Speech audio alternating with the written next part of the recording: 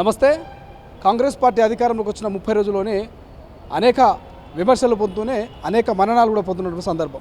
ఈ నేపథ్యంలో ఇప్పటికే ఇక జాబ్ క్యాలెండర్ కావచ్చు, 2 లక్షల ఉద్యోగాలు కావచ్చు, 2 లక్షల రుణమాఫీ కావచ్చు, రైతు బంధు. సో ఈ విషయాల పట్ల ప్రతిపక్షాలు ఇక నిత్యం సోషల్ మీడియా వేదికగా అధికార పార్టీ మీద విమర్శలు చేస్తుంది. సో మాట్లాడదాం ఇదే అంశంపై. మాట్లాడడానికి ప్రస్తుతం మనతో పాటు కాంగ్రెస్ పార్టీ సీనియర్ నాయకులు శత్రుగారు ఉన్నారు. శత్రుగారు ఏం చెప్తారు? ప్రతిపక్షాలు మీ మీద విరుచుకుపడుతున్నాయి, ఇప్పటికే ఉద్యోగాలు ఎప్పుడిస్తారంటున్నారు. సో ఏం చెప్తారు? మా ప్రభుత్వం వచ్చి దాదాపు నిన్నటికి 30 రోజులేమవుతుంది. ఈ 30 రోజులకే మేము ఆల్రెడీ 2 స్కీములు స్టార్ట్ చేసాము, అయిపోయింది.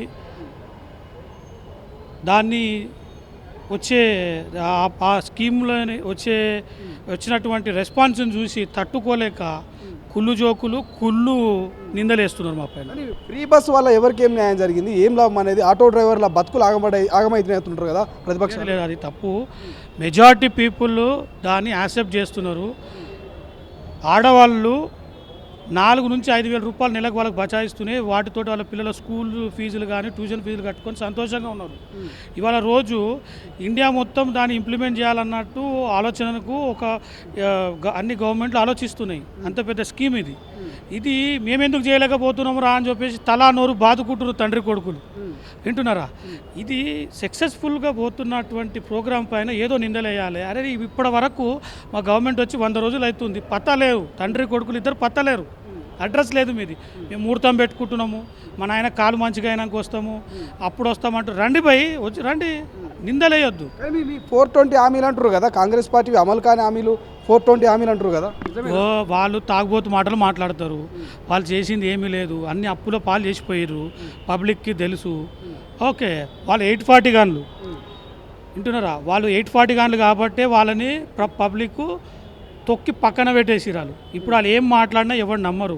చేసిన అప్పులు ఫస్ట్ వాళ్ళకి నిద్ర పడతలేదు.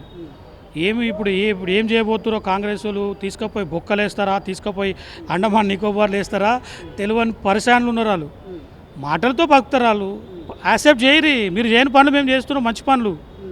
పబ్లిక్కి ఫ్రీ రవాణా, లేడీస్ ఇవాళ సంతోషంగా మా కాంగ్రెస్ పార్టీని ఎంతో ఆదరణ ఇస్తున్నారు. ఆదరణను చూసి ఈ టీఆర్ఎస్ వాళ్ళు తండ్రి కొడుకులు, అసలు తండ్రి ఏమో ఇంకా బెడ్ రెస్ట్ యాక్టింగ్, ఇంకా అది నడుస్తూ ఉంది.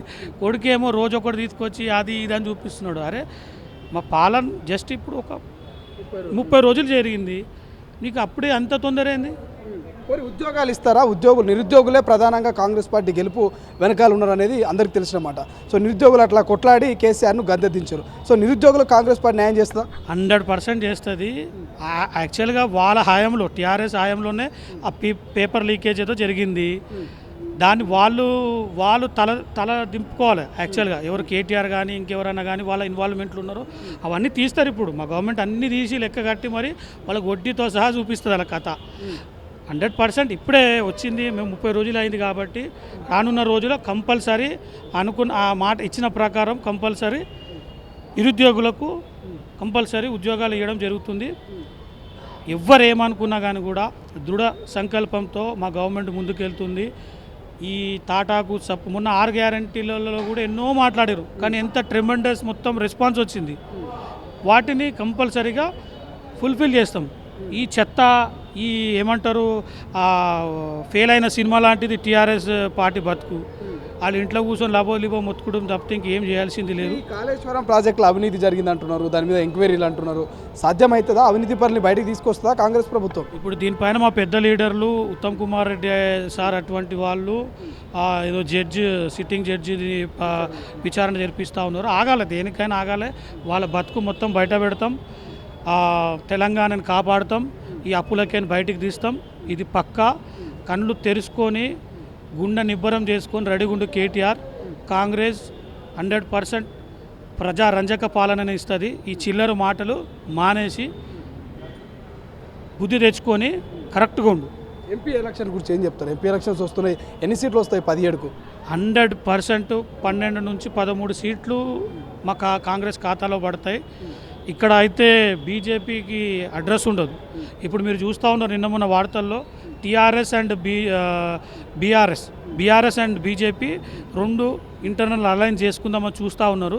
అది ఇట్లా అయిందనుకో పబ్లిక్కి తెలిసిపోతుంది ఏది నీళ్ళు ఏది పాలు అని చెప్పేసి, వాళ్ళ రంకు బయట పడిపోతుంది. ఓకే, ఏది ఉన్నా వాళ్ళిద్దరు కలిసి వచ్చినా, సింగిల్గా వచ్చినా, ఇంకెవడైనా కలిసి వచ్చినా కాంగ్రెస్ పార్టీ 101% 12 నుంచి 13 సీట్లు గెలుస్తుంది. Thank you. ఇది మొత్తం మీద కాంగ్రెస్ పార్టీకి సంబంధించిన నాయకులంతా కూడా ప్రతిపక్షాల మీద భగ్గుమంటున్నారు.